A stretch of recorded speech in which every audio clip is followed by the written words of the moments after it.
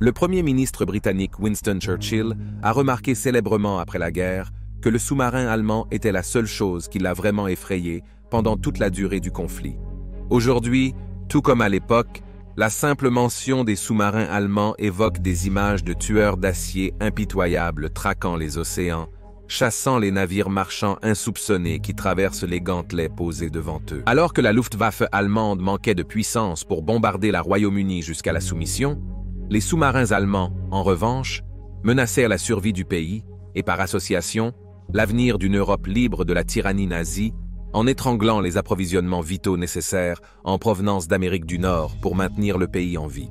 Mais le sous-marin allemand n'était pas une créature presque mythique comme le dépeignaient les médias alliés, ni même un drone construit pour attaquer sans conscience. C'était une plateforme d'armes occupée par des personnes qui y vivaient et y travaillaient, certaines se battant pour leur patrie, d'autres pour l'idéal fasciste lui-même. Comment était-ce pour ces hommes? Quelles conditions ont-ils connues lors de patrouilles qui parfois duraient des mois? Dans l'épisode d'aujourd'hui, nous allons monter à l'intérieur de la coque de pression de ces requins métalliques des mers et essayer de mieux comprendre les conditions que ces hommes ont vécues. Bienvenue dans les guerres du monde.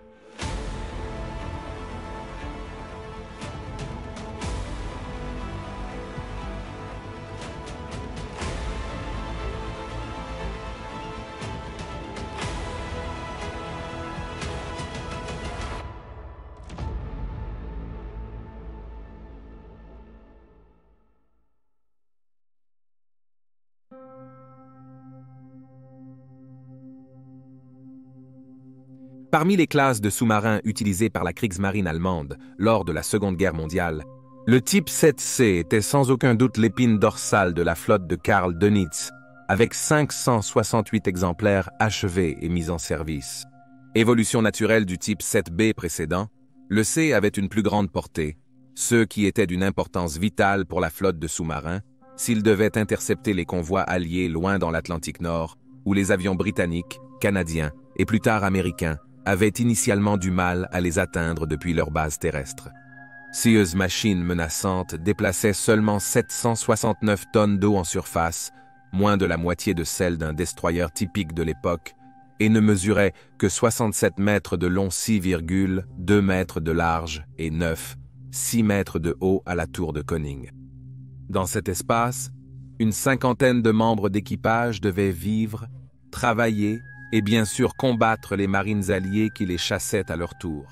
Mais si cela ne semblait pas déjà suffisamment étroit, ces chiffres sont plutôt trompeurs, car ils ne se traduisent pas en espace libre pour l'équipage.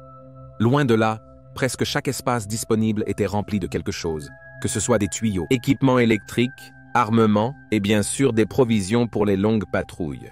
Pour les hommes du corps des sous-marins, il devait parfois sembler que les concepteurs n'avaient inclus un équipage qu'en guise de réflexion après coup.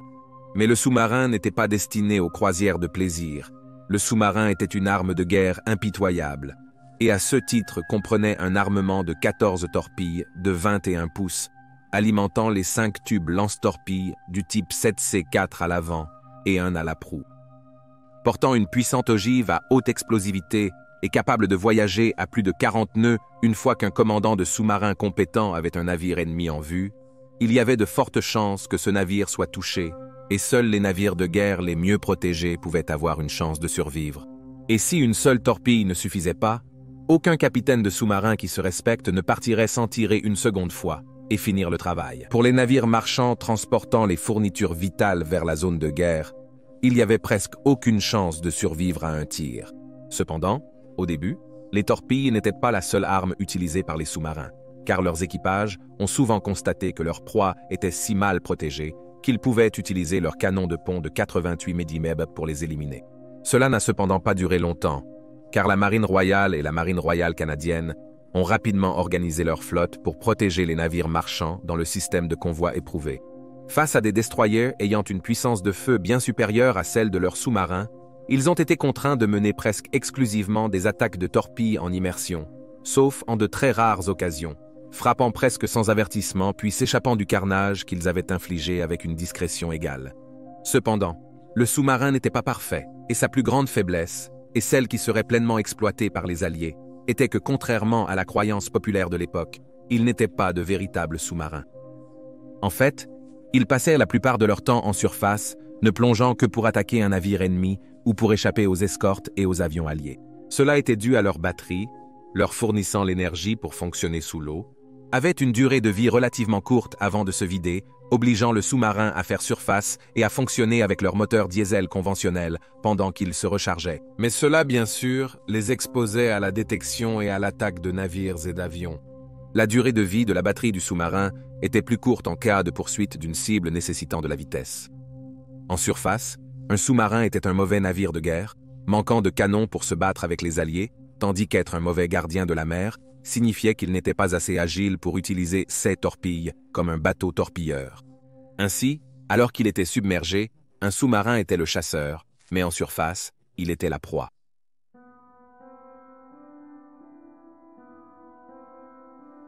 Avec chaque arme maniée par les guerriers à travers l'histoire, une chose est restée constante, et c'est que chaque arme n'est aussi bonne que la personne qui l'utilise. Cette personne doit toujours être forte et en bonne santé, et pour cela, elle a besoin d'une alimentation équilibrée pour leur donner la force d'être à leur meilleur. Sur Terre, la chaîne d'approvisionnement s'étend jusqu'à la ligne de front depuis sa source, mais pour les équipages de sous-marins, il n'y a pas un tel luxe. Ils n'avaient que ce qu'ils pouvaient stocker à bord avant de partir, et cela signifiait remplir chaque recoin avec les fournitures nécessaires pour nourrir et hydrater les hommes à bord pendant une période allant de 3 à 12 semaines, parfois plus longtemps, en fonction des exigences opérationnelles de leur patrouille assignée. La Kriegsmarine comprenait l'importance de l'alimentation et, à la manière typiquement nazie, imposait un régime strict conçu pour maintenir la santé et le bien-être de ses équipages. Ils comprenaient également les avantages psychologiques que leurs hommes recevaient des repas réguliers de bonne qualité. Cela procurait un certain réconfort pour briser le stress des longues patrouilles et aide en développant la camaraderie en partageant des repas. Vu la taille réduite de l'équipage d'un sous-marin comparé aux navires de surface, plusieurs membres avaient plusieurs fonctions. Habituellement, le navigateur du sous-marin assurait aussi le rôle de quartier-maître, veillant à ce que le sous-marin soit bien approvisionné avant le départ. Il y avait une réfrigération limitée à bord pour stocker les aliments frais et donc, généralement, ces derniers étaient consommés tôt pendant la patrouille, tout comme l'approvisionnement en pain frais, après quoi les repas étaient principalement constitués d'aliments en conserve. Une cuisine de sous-marin, où l'on préparait la nourriture, était rarement spacieuse et comportait uniquement le strict minimum nécessaire, tel que 2 à 3 plaques chauffantes, un four électrique, un évier et un peu de rangement. Étant donné la fadeur des aliments en conserve en particulier, tout cuisinier qui pouvait d'une manière ou d'une autre rendre la nourriture plus savoureuse était très apprécié des capitaines de sous-marins. En général, si la guerre n'interférait pas, les équipages profitaient de 3 repas réguliers par jour, le petit déjeuner se composant de choses comme du café, de la soupe au lait de beurre, des biscuits, du pain dur avec du beurre ou du miel et des œufs. La soupe réapparaissait souvent au déjeuner, enrichie de pommes de terre, de viande et de légumes, accompagnée de fruits. Enfin, le dîner ou le souper verrait des saucisses ou du poisson en conserve, servi avec du fromage, du pain s'il était disponible, une boisson chaude et une ration de chocolat. Étant donné la durée de certaines patrouilles de sous-marins, il était souvent impossible de stocker des provisions pour toute la durée, et elles devaient donc être réapprovisionnées en cours de voyage. Ainsi, les Allemands ont initialement utilisé des navires de ravitaillement qui se rendaient rendez-vous avec les sous-marins en mer pour les réapprovisionner. Ces navires opérant parfois à partir de l'Espagne qui était officiellement neutre dans la guerre, mais les autorités espagnoles fermaient les yeux. Lorsque cela est devenu trop dangereux, les Allemands ont employé une flotte de sous-marins citernes désignés sous le type 14, mais connus des équipages de sous-marins sous le nom de bateaux vaches à lait. Pour accélérer la construction, ces navires partageaient beaucoup de points communs avec le type 7C, et 24 étaient prévus bien qu'au final, seulement 10 aient été achevés, et tous ont été perdus pendant la guerre, obligeant les sous-marins réguliers à être retirés des patrouilles pour servir le reste. Le réapprovisionnement était effectué en surface la nuit, dans le but d'éviter la détection. Cependant, à partir d'octobre 1941, les avions alliés utilisaient le radar pour localiser les sous-marins en surface, rendant le réapprovisionnement à tout moment, de jour comme de nuit, une expérience extrêmement dangereuse et stressante.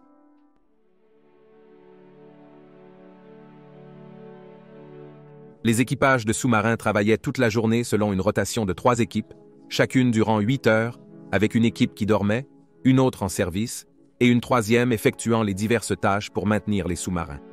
L'une des tâches les plus importantes était de monter la garde dans la tour de contrôle, scrutant la zone autour d'eux et gardant un œil sur les avions alliés qui, à leur tour, les chassaient.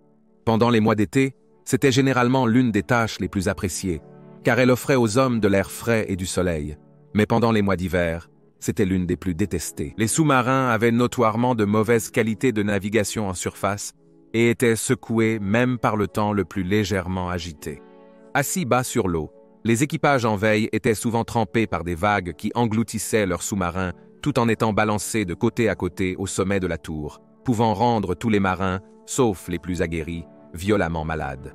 En fait, le mal de mer était pour de nombreux équipages autant une menace que l'ennemi, particulièrement au début de la guerre, lorsque la flotte s'agrandissait rapidement et était contrainte d'employer des recrues tout droit sortis de l'entraînement naval de base. L'équipage plutôt inexpérimenté du U-570, par exemple, était si handicapé par le mal de mer et si inexpérimenté, y compris son capitaine, que lorsqu'ils n'ont subi que des dommages légers d'un avion de la Royal Air Force attaquant, ils se sont rendus à lui, le sous-marin a ensuite été capturé et mis en service dans la marine royale, sous le nom de HMS Graf.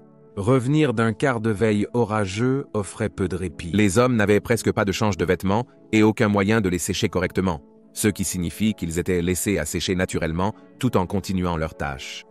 La marine allemande leur fournissait un savon spécial pour essayer de laver l'eau salée de leur peau, mais aucune eau douce ne pouvait être gaspillée pour la propreté, ce qui signifie qu'au début d'une patrouille, le sous-marin commençait à sentir le musc de la transpiration, tandis que les visages des hommes se couvraient rapidement de poils faciaux car ils ne pouvaient pas se raser. L'image des équipages de sous-marins de cette manière semblait défier ceux qui servaient sur les navires de surface, avec leurs uniformes impeccablement soignés et leurs visages frais et rasés de près.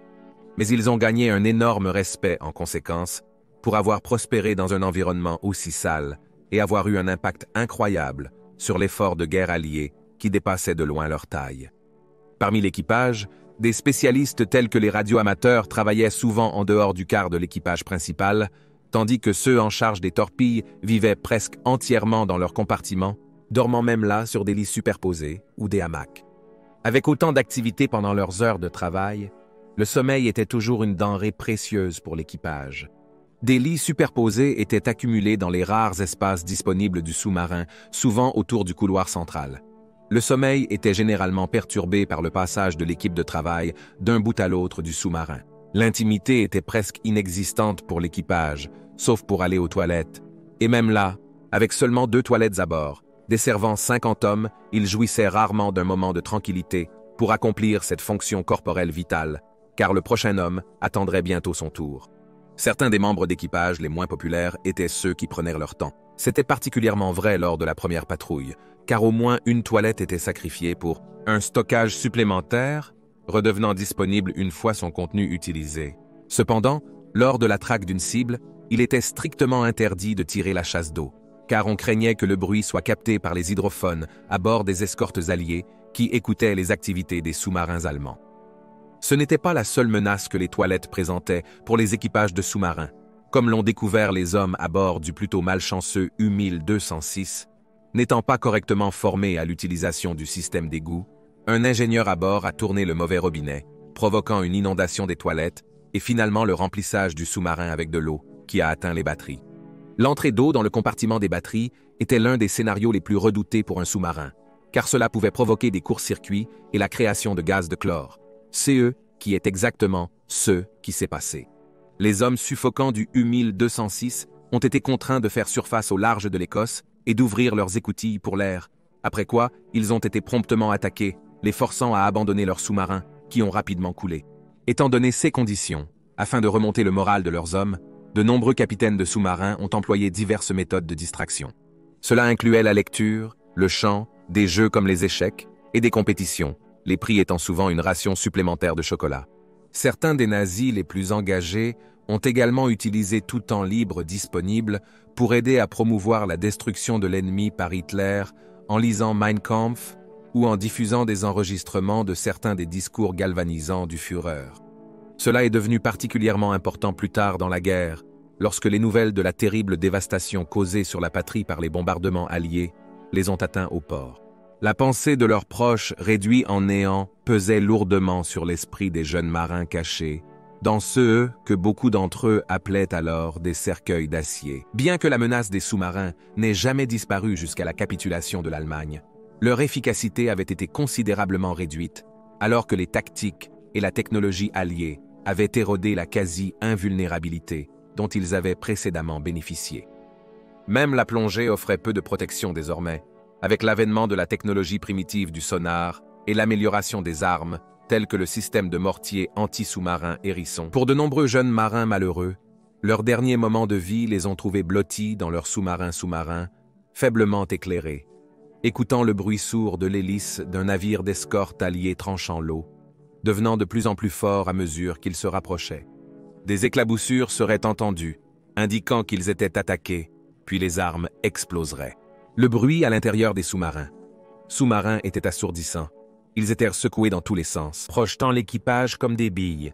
Puis il y aurait l'explosion finale, celle qui mettrait fin à tout.